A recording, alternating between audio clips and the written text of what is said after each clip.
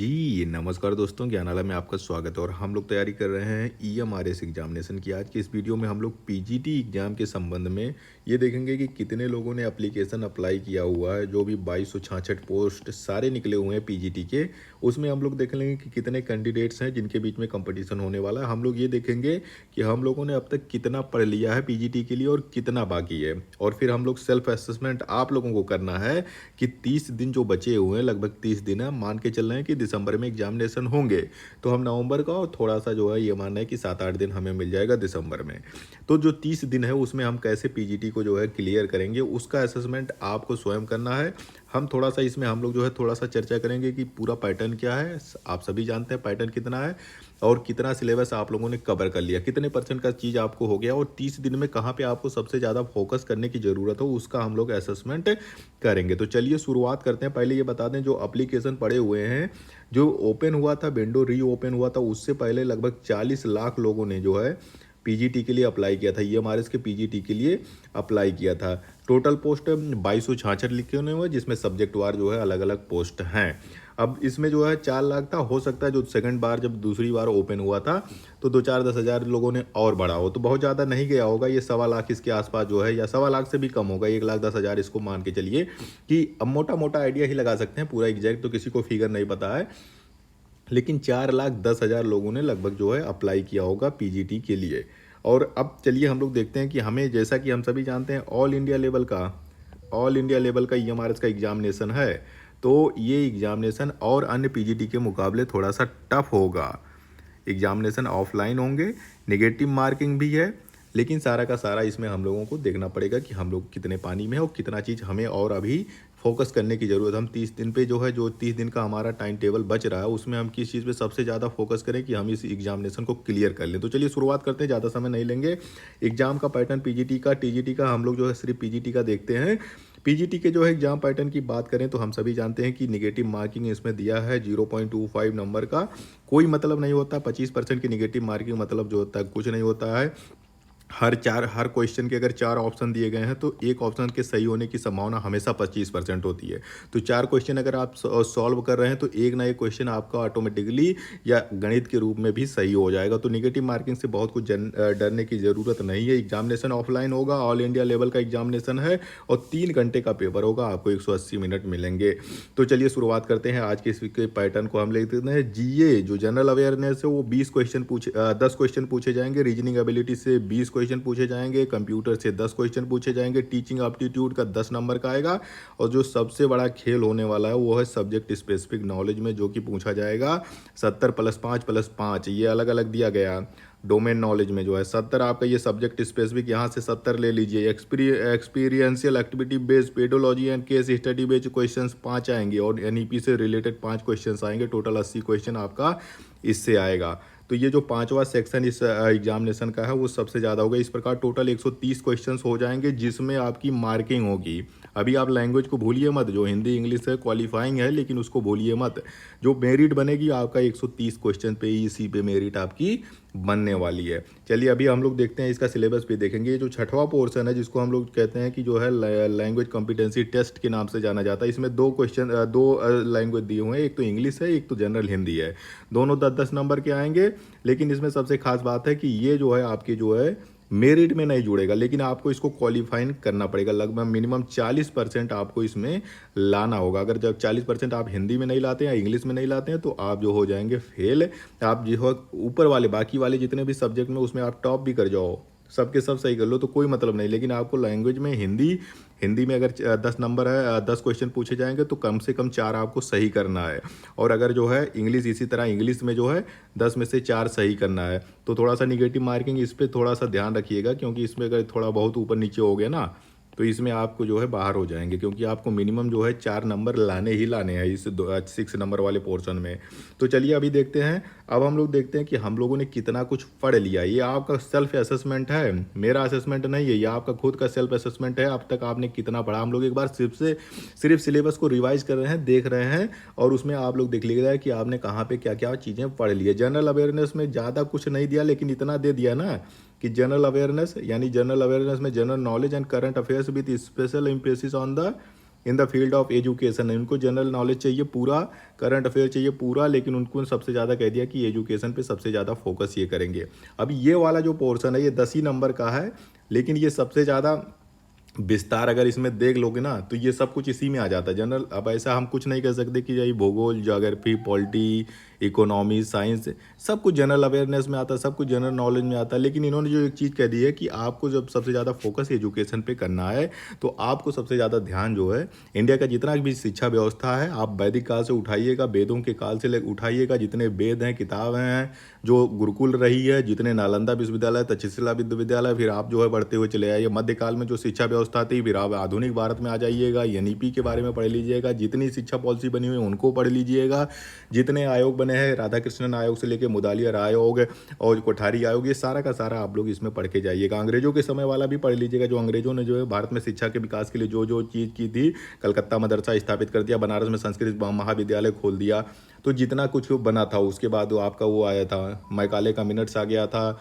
Wood dispatch आ गया, Hunter commission आ गया, settler आयोग आएगा, वर्धा शिक्षा आयोग आ गया। तो ये सारा मोटा मोटा है जो शिक्षा से एजुकेशन से रिलेटेड है, तो इसमें आपको पढ़ना होगा। 10 क्वेश्चन है, आसानी से इसमें करोगे तो करंट अफेयर्स भी आपका इसी में क्लियर हो जाएगा। जितने नई वाली जितने पोर्टल्स बने हुए हैं, जितने स्कॉलरशिप लॉन्च हुए, जितने एजुकेशन से रिलेटेड स्कीम्स हैं उन सबको पढ़ के जाइएगा, आसानी से इसमें अच्छा कुछ कर लोगे। क्योंकि सब के सब इसमें भाई पीजीटी के स्टूडेंट्स हो, आप सभी लोग जो है काफ़ी पढ़े लिखे लोग हो, पोस्ट ग्रेजुएट हो, पीजी हो, उसके बाद जो है आप लोगों ने बीएड कर रखा है, तो ये एक मोटा मोटा आइडिया है कि इन सब चीज़ों से आप बहुत अच्छे तरीके से वाकिफ़ हैं।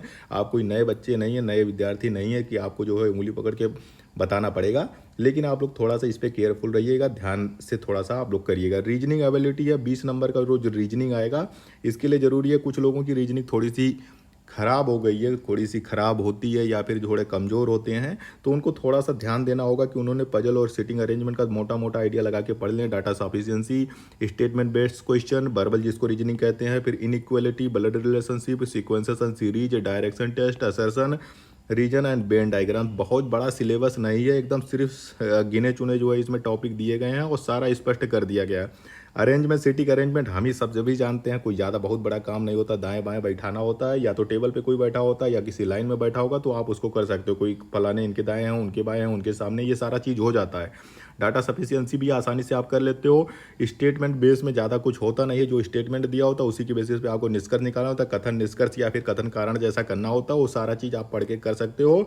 इनइक्वालिटी भी कर लोगे, ब्लड रिलेशनशिप सबको पता होता है, फोटो देख के बताना होता है, फलाने जो है फलाने के ये लगते हैं, चाचा लगते हैं, ताऊ लगते हैं।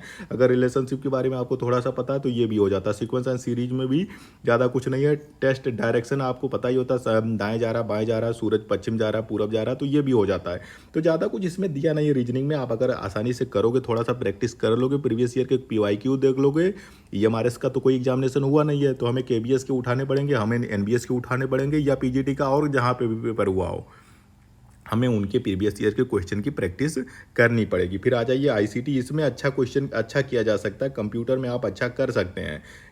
कंप्यूटर में ज़्यादा कुछ दिया नहीं है, तो इसमें आप अगर थोड़ा सा ध्यानपूर्वक कंप्यूटर पढ़ लोगे तो इसमें जितने क्वेश्चंस दिए गए हैं वो आप आसानी से सॉल्व कर लोगे। तो आपको इसमें भी पीवाईक्यू पढ़ना पड़ेगा, प्रीवियस ईयर का क्वेश्चन पढ़ना पड़ेगा, प्लस जितना इसमें दिया है उसको किसी भी बेसिक किताब उठा लीजिए, कंप्यूटर की जो भी किताब आपके पास हो उससे पढ़ लीजिए। फंडामेंटल्स ऑफ कंप्यूटर पढ़ लीजिए, पूरा कंप्यूटर सिस्टम का पढ़ लीजिए, उसका थोड़ा सा हिस्ट्री से शुरुआत करिए, इनपुट आउटपुट डिवाइस से प्रोसेसिंग जो सीपीयू उपीयू लगा होता है वो सारा का सारा पढ़ लीजिए। फिर बेसिक ऑफ ऑपरेटिंग सिस्टम पढ़ लीजिएगा, कंप्यूटर का ऑपरेटिंग सिस्टम पढ़ लीजिएगा, उसके बाद मोबाइल का ऑपरेटिंग सिस्टम पढ़ लीजिएगा, विंडो का पढ़ लीजिएगा, लाइनक्स पढ़ लीजिएगा, एंड्रॉयड पढ़ लीजिएगा, आईओएस पढ़ लीजिएगा, सारा कुछ हो जाएगा। फिर एमएस ऑफिस में सारा चीज़ उसमें जितना है ऑफिस का जो है MS Word, MS PowerPoint, MS Excel, ये सारा का सारा थोड़ा सा पढ़ लीजिएगा। और उसके बाद कीबोर्ड को आपको पूरा से ध्यान से, जितने भी शॉर्टकट्स होते हैं, बहुत बड़ा चीज़ नहीं होता, कॉपी एंड हम सभी यूज करते हैं, कॉपी करना हो, कल्ट सी कल्ट बी, जितना भी कंट्रोल हो गया, अल्ट हो गया, सब कुछ एक बार पढ़ लीजिएगा, उसके यूज पढ़ लीजिएगा। इंपॉर्टेंट कंप्यूटर टर्म्स पढ़ लीजिएगा, जो भी टर्म्स होते हैं कंप्यूटर के जो संक्षेप में दिए होते हैं उनको पढ़ लीजिएगा, क्योंकि वो कभी कभी फुल फॉर्म पूछते हैं।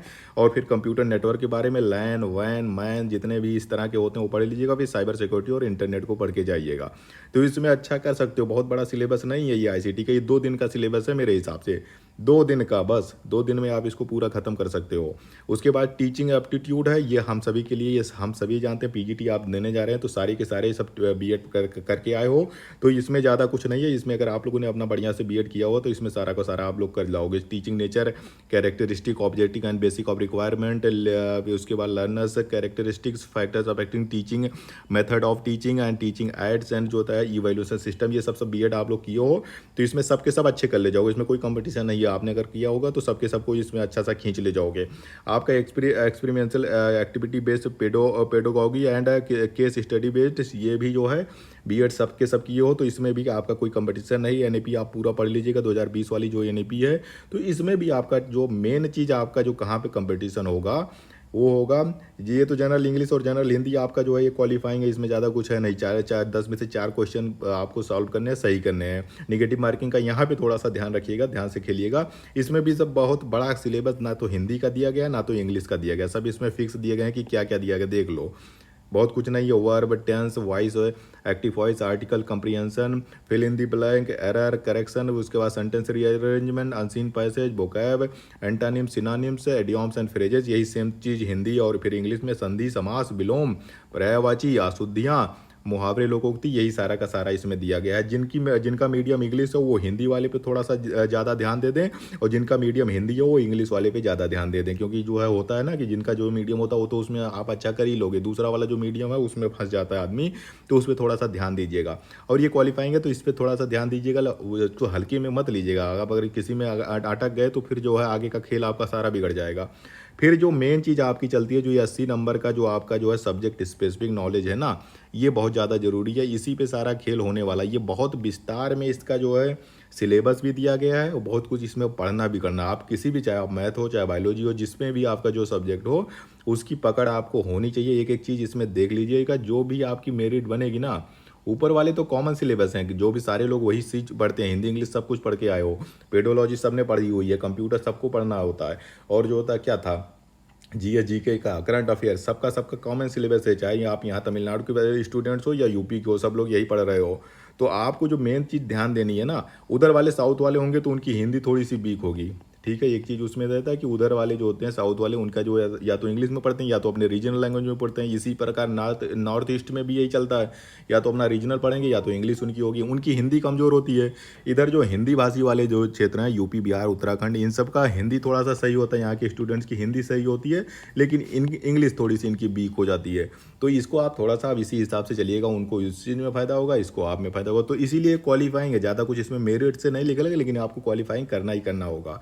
फिर यही सब्जेक्ट स्पेसिफिक नॉलेज ही सिलेक्शन दिलाएगा, इस पे सबसे ज़्यादा फोकस कर लीजिएगा। जितना भी प्रीवियस ईयर का, जी हाँ, जहाँ का भी पीजीटी हुआ हो, उठा के जो है उस सब्जेक्ट के जो है तुरंत प्रीवियस ईयर के पूरे प्रैक्टिस कर लीजिएगा। और टाइम मैनेजमेंट देख लीजिएगा, टाइम ज़्यादा नहीं दिया गया है, तो टाइम मैनेजमेंट करते हुए रियल टाइम में मॉक टेस्ट दे लीजिएगा, खुद बैठ के 2 घंटा जो 3 घंटे का पेपर है उसको बैठ के आसानी से सॉल्व कर लीजिएगा। अगर ये सारी चीज़ें आप कर लोगे तो क्वालिफिकेशन इस ईएमआरएस में आपके सिलेक्शन को कोई नहीं रोक पाएगा। आप लोग जो है मेहनत से लगे हुए हैं, निश्चित रूप से आप लोगों का सिलेक्शन भी होगा।